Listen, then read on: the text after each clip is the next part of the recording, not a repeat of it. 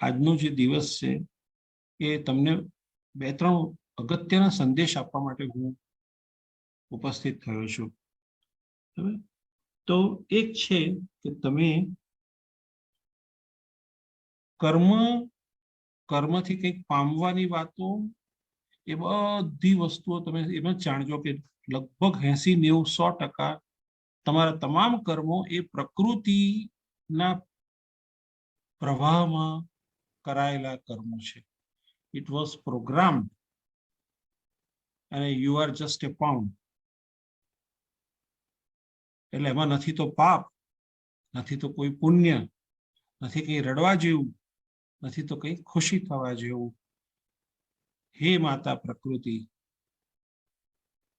તારે કાજે મેં આખું જીવન સમર્પિત કર્યું. બરાબર? હવે હું સમજદાર થયો અને હું એટલે કે આત્મા મારા પરમપિતા તરફ જવા માંગુ છું અને લાચાર છું, કારણ કે નથી તો એમને મેં જોયા, નથી એમને જાણ્યા, નથી એનો અનુભવ. અત્યાર સુધી તો માની ગોદમાં જ હું રમ્યો છું. બરાબર? એટલે આ મન, ઇન્દ્રિય અને શરીર દ્વારા થયેલા કર્મો બધા જ તું યજ્ઞરૂપ છે એમ જાણ, અને એમ કરવાથી તું તરત જ કર્મ બંધનમાંથી છૂટી જઈશ. 32. હવે આપણી રિટર્ન જર્નીની વાત શરૂ થાય છે. એટલે કહે છે કે દ્રવ્યમય યજ્ઞ કરતા જ્ઞાનમય યજ્ઞ ચડિયાતું છે. કોઈને કશું આપવું ને ખુશ થયા કરવું ઠીક છે, અને સઘળા કર્મો જ્ઞાનમાં સમાપ્તિને પામે છે. તમે એકવાર આ મેં જે આપને સમજાવવાની કોશિશ કરી એને સાચા હૃદયથી જો સમજી શકો છો તો એક અંદર હૃદયમાં જ્ઞાન ઉત્પન્ન થશે અને તમારા કર્મો પર બ્રેક વાગી જશે. કે છે કે એ જ્ઞાનને તત્વદર્શી જ્ઞાનીજનો પાસે જઈને તું જાણી લે. તત્વિદ્ધિ પ્રણિપાતેન, યોગ્ય રીતે દંડવત પ્રણામ કરીને. જો કેટલું અઘરું બતાવ્યું છે કૃષ્ણ, કે તારું અહંકારી મન અત્યાર સુધી વિચારતું હતું, પ્રશ્નો પૂછ્યા કરતું હતું, એને કહે છે ઝૂક, આ જગ્યાએ તું વંદન કર. વંદન કરવાનો અર્થ હું જે સમજુ છું એ છે કે કૃપા છે ને સદાય ઉપરથી નીચે વહે છે.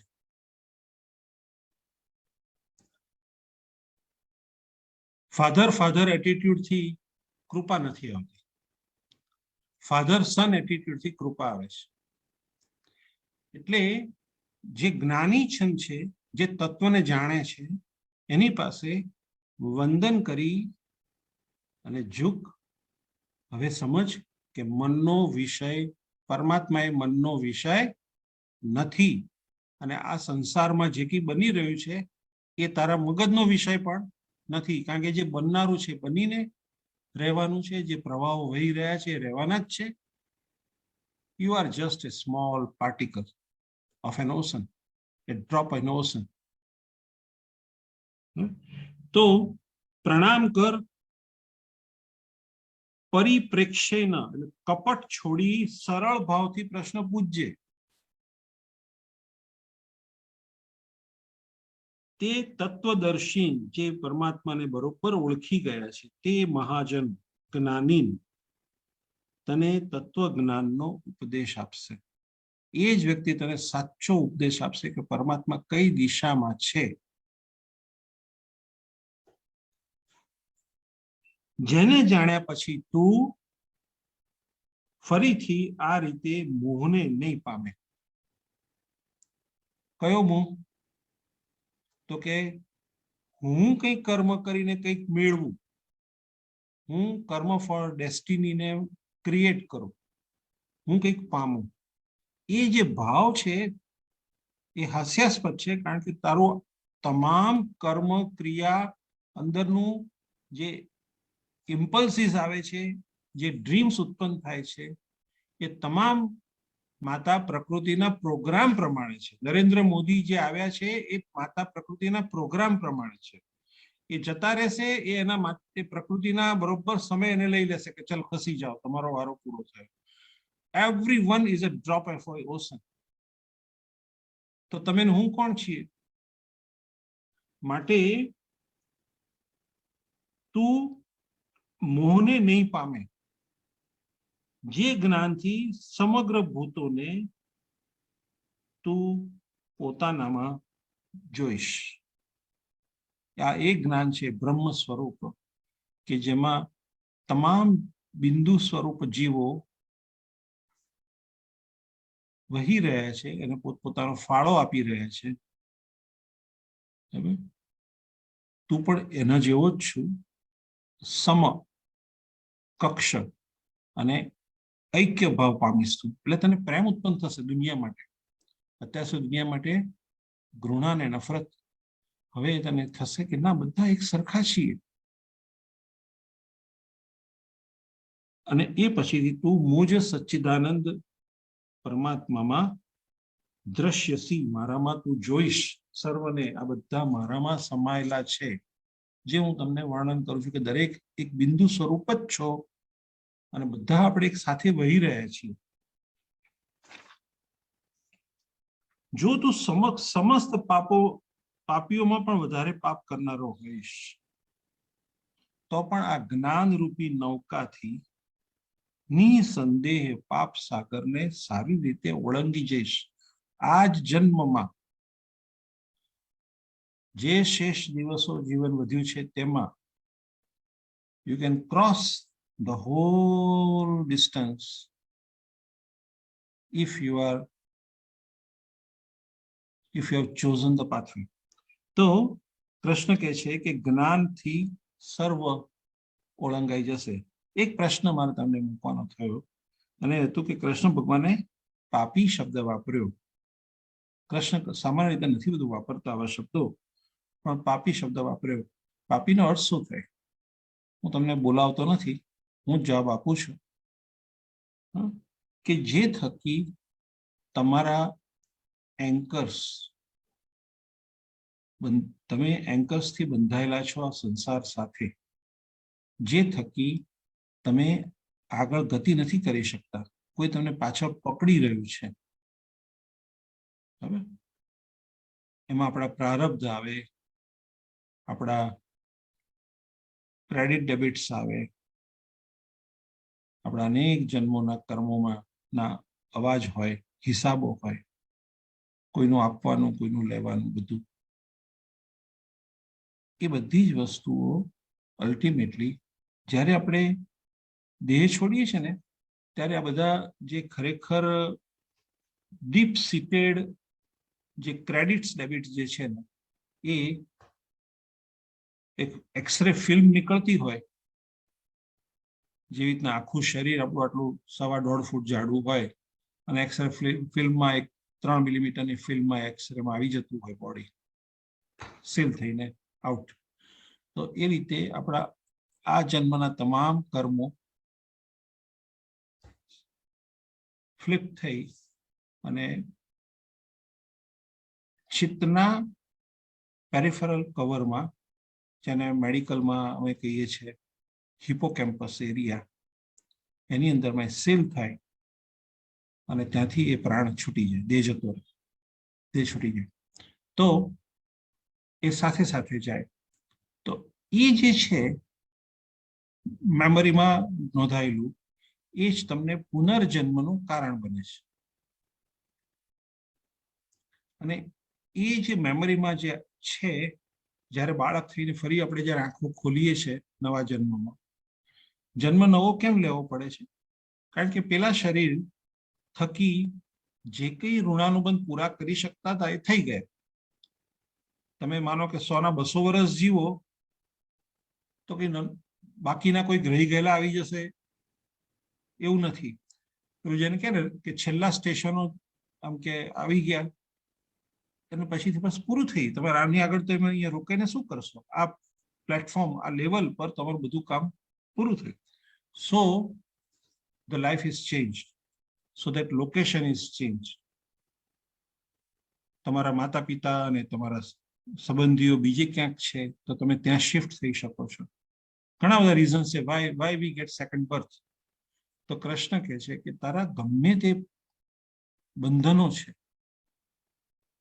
એ બધા બંધનો આ જ્ઞાન સાથે સળગી જશે. ક્યારેક સાધકને એની ચિંતા થાય છે કે મારા આ જન્મના કરેલા કર્મ અને કર્મફળ મને બાંધી રાખે છે, તો અનેક જન્મોના મારા કર્મફળો જે મારા બેકલોગમાં છે એનું શું થશે કાલે? કેવી રીતે હું આપના સુધી પહોંચીશ?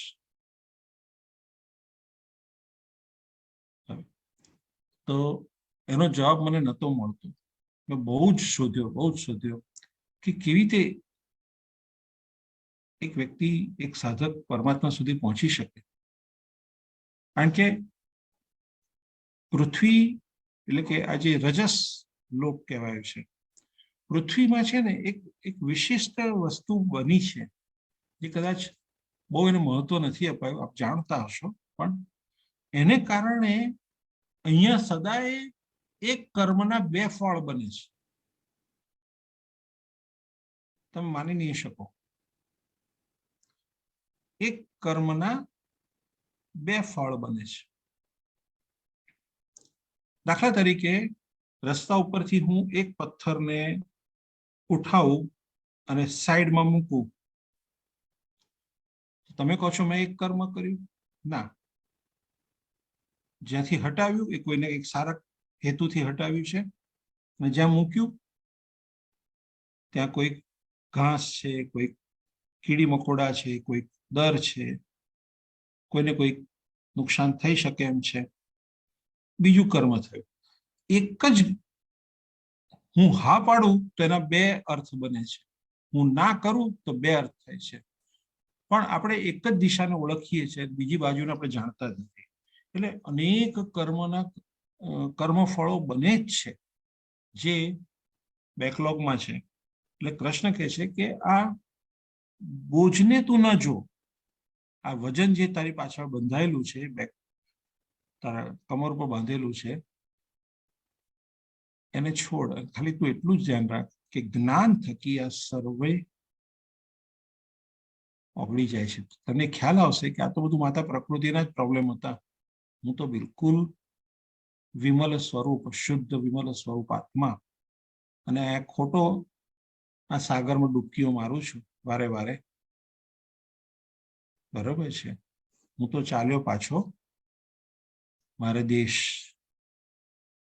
પેલું ગીત પેલા બેન કહેતા હતા ને, ભવરા પેઠા બાગ में, भंवरा पैठा बाग में,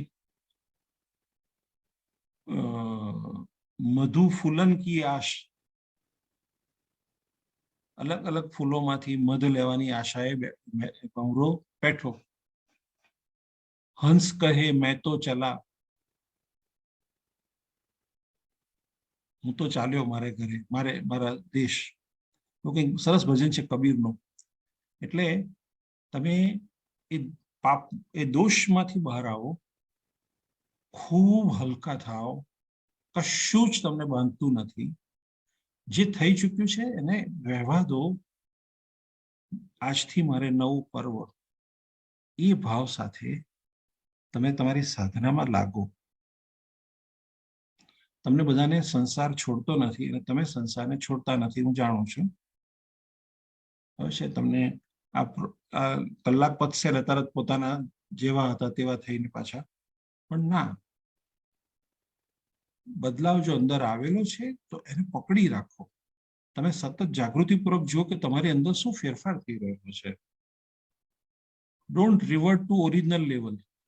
એક ઊંચાઈ પર ચડો, ધ્યાનમાં આપણે કહીએ છીએ શ્વાસ લખી ઉપર ચડો, પછી ઉપરને ઉપર રહી જાઓ, નીચે ના ઉતરો. તો એટલી તો તમે જાગૃતિ રાખો કે I will not go down to lower levels. તો પ્રશ્ન કે છે કે બળબડતો અગ્નિ જેમ ઘણા બધા ઈંધણોને ભસ્મ કરી દે છે, તેમ જ્ઞાનરૂપી અગ્નિ સમગ્ર કર્મોને ભસ્મીભૂત કરી નાખે છે. 37. આ સંસારમાં જ્ઞાનના જેવું પવિત્ર કરનારું નિસંદેહ કશું જ નથી. મેં તમને જે અત્યારનું જે આખું લેક્ચર છે એ પેલું જે કે ને દહીં છાશ ઉપરનું માખણની જેવું મેં તમને આપ્યું છે. એ જ્ઞાનને ઘણા સમયથી કર્મયોગના આચરણ દ્વારા શુદ્ધ અંતઃકરણ થયેલો વ્યક્તિ આપમેળે આત્મામાં, પોતાના આત્મામાં પામે છે.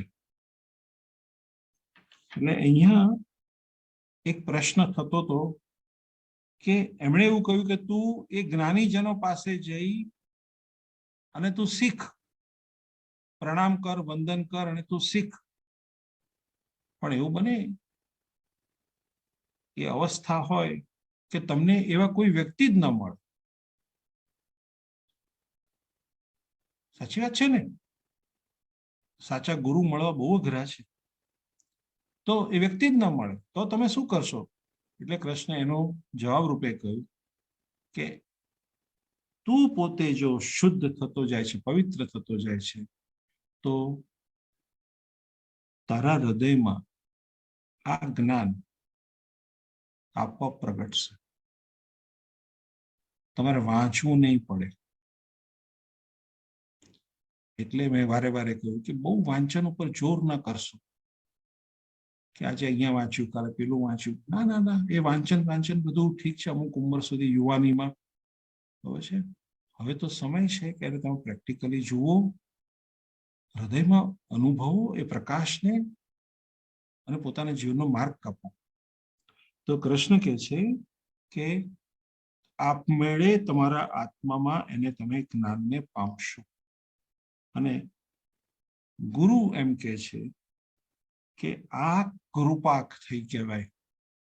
તમે શોધો છો ને ધ્યાનમાં, તમે ધ્યાનમાં બેસો છો ત્યારે હું તમને કહેતો હતો કે તમે શોધશો નહીં કે મારા ભગવાન નજીક આવ્યા કે નહીં, મને પ્રકાશ દેખાય કે નહીં, મને શું શું અનુભવો થાય છે. એની વાતચીતો બધી થાય તો સારું, ના થાય તો કઈ વાંધો નહીં, સજે નિરાશ નહીં. તમે તમારે આંખ બંધ કરી જે રીતના દીવાની જ્યોતિ ઉપર જાય એમ તમે તમારા અસ્તિત્વને, ચૈતન્યને ઊંચે ઊંચે ઊંચે મૂકતા જાઓ. બાકીનું બધું મારા ભગવાનના શરણમાં છે. તમે જે કરશો એ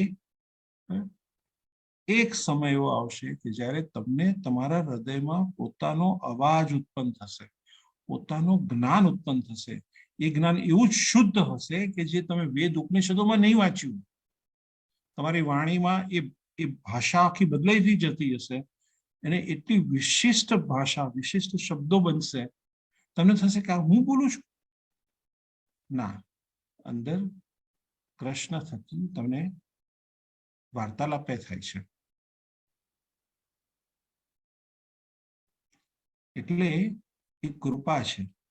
જે પેલા કે છે ને, વાલો આવ્યા ને વધામણી રે લોલ. મારા જીવનમાં મારા ભગવાનની કૃપા કેવી રીતે થઈ, કેવી રીતે ખબર પડે?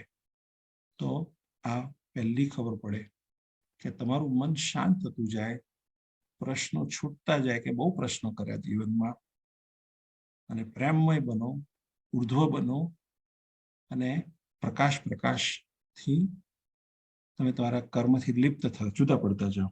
હવે કૃષ્ણ કહે છે કે એ વ્યક્તિ જીતેન્દ્રિય 39 હવે છે, ઇન્દ્રિય જીતાઈ ગઈ, સ્વાભાવિક છે કે એને દોડવાની જરૂર નથી સંસારમાં. સાધન પરાયણ, હું સદાય ઉન્મુનિ શબ્દ છે, ઊંચો રહું છું. શ્રદ્ધાવાન, મને વિશ્વાસ થઈ ગયો મારા ભગવાન ઉપર કે મારા ભગવાન મારી તરફ જ આવી રહ્યા છે. જ્ઞાનને પામે છે, અને જ્ઞાનને પામીને વિના વિલંબે તત્કાળ જ પરમ શાંતિ અધિગચ્છતિ. કારણ કે સંસારનું સ્તર છૂટી ગયું.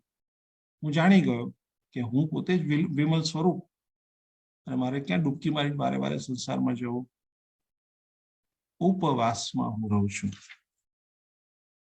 હવે લખે છે છેલ્લા 3 શ્લોક કે પણ, હવે એ આપણા સામાન્ય વ્યક્તિઓની માટે બોલાવ્યું છે. વિવેકહીન, અજ્ઞ, અશ્રદ્ધાળુ. તમે સામે સૂર્યને અનુભવો અને પછી પ્રશ્ન કરો, ખરેખર સૂર્ય જ? એના જેવું આ જ સૂર્ય હશે એમ. અશ્રદ્ધાળુ, સંશયાત્મા. સંશયનો અર્થ એવો છે કે તમે એક ઓલ્ટરનેટિવને શોધો છો. દરેક વિષયમાં આ નહીં, કદાચ આમ છે. આ જે છે ને આઈધર ઓર, એ જે વિષયોમાં તમારું મન આઈધર ઓર કરે કે રાઈટ ની લેફ્ટમાં જવું જોઈતું હતું, સંશયાત્મા છે. એટલે તમને જે કંઈ મળે એમાં પણ પાછું થાય, ચાલો આ તો ઠીક છે, આ તો કદાચ હજી કંઈક સારું હશે. ગંગા કિનારે પહોંચો એમ થાય કે ના, તો કોઈ ઝરણું છે, ગંગા તો હજી આગળ હશે. સંશયાત્મા. એટલે ભગવાન એટલે એમ કે છે કે તમારી સામે ઉભા રહે તો તમે ઓળખી શકવાના જ નથી, અને ઓળખશો કોઈ એમ એ જાતે કહે છે કે હું એ જ કૃષ્ણ છું, તો તમે સ્વીકારી શકવાના નથી. સંશયાત્મા. અને સંશયગ્રસ્ત મનુષ્ય માટે ના આ લોક છે. કોઈ સિદ્ધિ નથી આ જગતની, કારણ કે સંશય છે તો તમે પેલા પાટા બદલો ને એ રીતે વિષય તમારા એક્સિસ ચેન્જ થયા કરે છે, એકમાંથી બીજામાંથી ત્રીજામાં જતા રહો છો. એટલે મેં એવું અનુભવ્યું છે કે જેની આંખો બહુ ચકળ વકળ હોય ને, વાત કરો અને આમ આમ આમ આમ જોતી રહેતી હોય ને, ફરતું રહેતું હોય, એ ખૂબ સંશયાત્મક છે. અને એની જોડે કોઈ ડીલિંગ ન કરવા, કારણ કે એ ચેન્જ કરે છે, સ્વિચ ઓવર કરે છે, એક પછી બીજા પછી ત્રીજામાં જતો રહે છે માણસ. ન તો આ લોક છે, ન તો પરલોક છે, ન કોઈ સુખ છે. હે ધનંજય. 41. જેણે કર્મયોગના આચરણ દ્વારા, કર્મયોગનું આચરણ એટલે શું? યજ્ઞ રૂપ આહુતિપૂર્વકનું જીવન. કારણ કે એ જાણી ગયો છે કે આ પ્રકૃતિના વિરાટ પ્રોગ્રામમાં બધા જીવો એક સાથે કામ કરી રહ્યા છે. સમગ્ર કર્મોને પરમાત્માને સમર્પી દીધા છે. જેણે વિવેક વડે સકળ સંશયોનો નાશ કર્યો છે.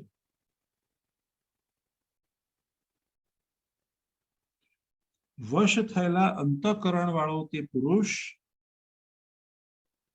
ને કર્મ બાંધતા નથી. પછી એ સંસારમાં રહે છે, પરંતુ એને કર્મ બાંધતા નથી, કારણ કે એ સંસાર સાગરથી એ જુદો જ પડી ગયેલો જીવ છે.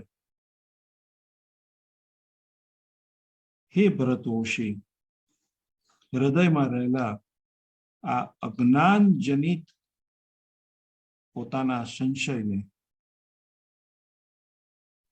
શંકા છે ને ભવરોગ છે. આપમાંથી 80% આ પૃથ્વી પર વારંવાર આવતા હશો ને, તો એ શંકાને કારણે આવશે. બીજો કોઈ જ રોગ નથી.